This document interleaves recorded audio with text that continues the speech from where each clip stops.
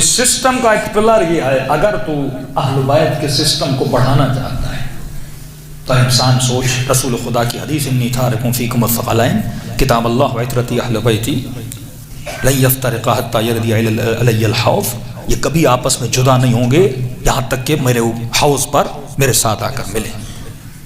اب جب تک تو لوجیکل ہو کے لوگوں سے بات نہیں کرے گا، انی اکرہ، میں پسند نہیں کرتا، ان اکون من السبابین، کہ علی کا چاہنے والا گالیاں دے۔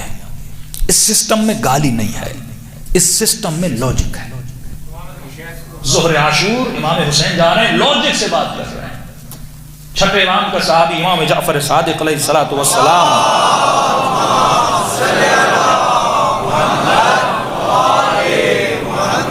وعجل فرجهم، امام کا فرمان ہے جو شیطان ہے وہ امام المتعصبین و سلف المستکبرین ہے۔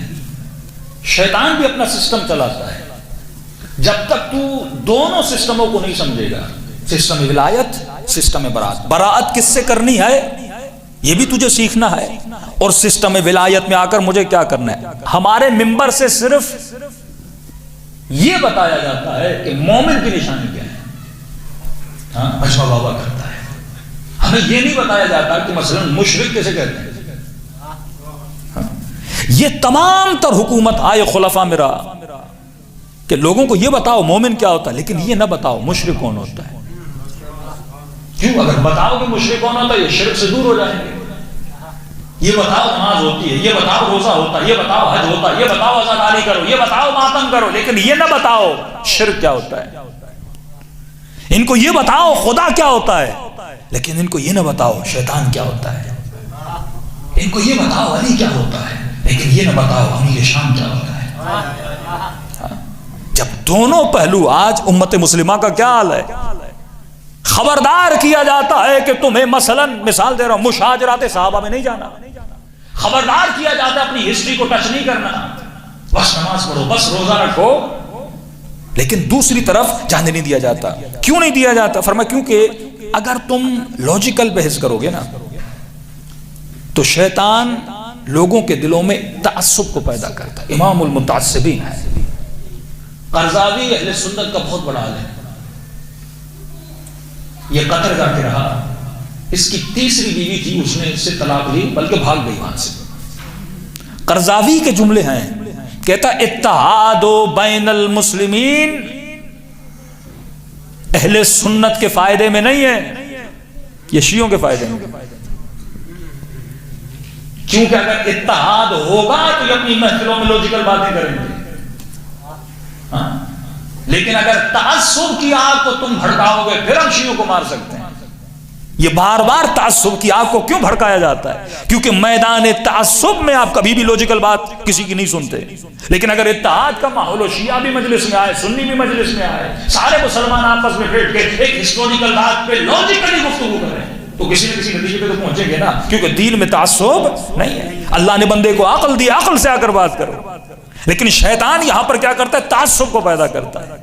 آپ جب بھی حق کو، حقانیت کی بات کریں گے ان کو اتنا ڈرایا جاتا ہے، اتنا ڈرایا جاتا ہے کہ اگر کوئی اپنا ان کا بچہ ان سے سوال کرتا ہے تو فوراً ٹھیک کیا لگتا ہے؟ شیعہ بن گئے ہو۔ بھئی ہم تو دور، طارق جمیل جیسے بندے کو انٹرویو دینا پڑا، میں شیعہ نہیں بنا ہوں۔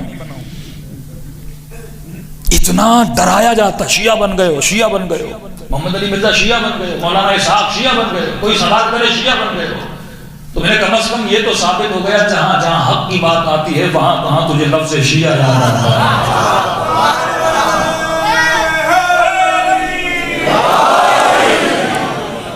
تو مسلمان کو سمجھنا پڑے گا مجھے کس جگہ پہ، مجھے کیوں بحث و مباحثے سے روکا جا رہا ہے، میری فکر کو کیوں تالے لگائے جا رہے ہیں۔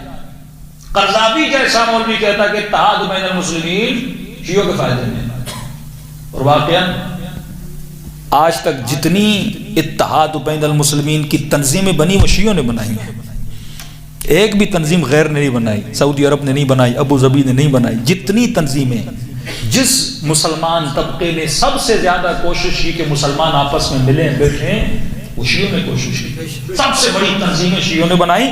کہتے ہمارے نقصان میں ہے۔ جب اس کی بیوی سے پوچھا گیا کہ تم نے اپنے شوہر کو چھوڑا کیوں، کہ دن رات ہمارے گھر میں موساد جو انٹیلیجنس ایجنسی اسرائیل کی، ان کے لوگ آتے تھے، دن رات یہ لوگ آتے تھے کہ مسلمانوں کو لڑانا کیسے ہے، داعش کو بنانا کیسے ہے، مسلمانوں میں تفرقہ کیسے ڈالنا ہے۔ آج تک مسلمان نے نہیں سوچا اتنی مخالفت مسلمان کو مسلمان سے کروائی جاتی ہے، اتنی نفرت یہودیوں سے کیوں نہیں دلائی جاتی، اتنی نفرت اسرائیل سے کیوں نہیں دلائی جاتی، اتنی نفرت امریکہ سے کیوں نہیں دلائی جاتی؟